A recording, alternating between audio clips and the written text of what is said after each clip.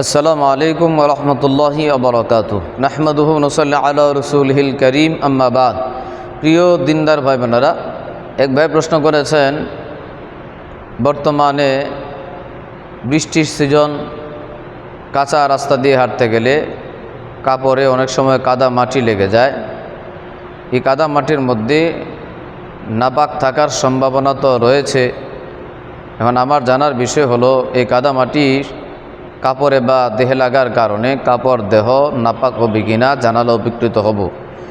প্রিয় ভাই বোন, এই প্রশ্নের উত্তর হলো, কাদামাটি সহ সব ধরনের মাটির মূল হুকুম হলো এগুলো পাক বা পবিত্র। শুধুমাত্র সন্দেহ দ্বারা এই পবিত্রতার বিধানটা দূর হবে না, নষ্ট হবে না। কারণ ফিকহি একটা কানুন আছে, আল ইয়াকিনু লা ইয়াজুলু বিশ-শাক। ইয়াকিন সন্দেহ দ্বারা দুরূপিত হয় না। তাই মাটি এবং কাদামাটি সহ সব ধরনের মাটির মূল হুকুম হলো এগুলো পবিত্র, এগুলো নাপাক নয়।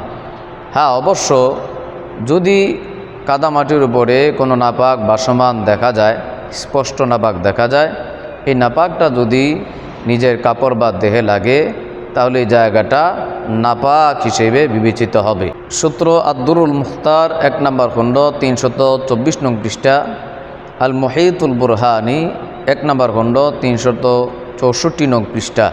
আল্লাহ তাআলা আমাদেরকে বুঝার আমল করার তৌফিক দান করেন।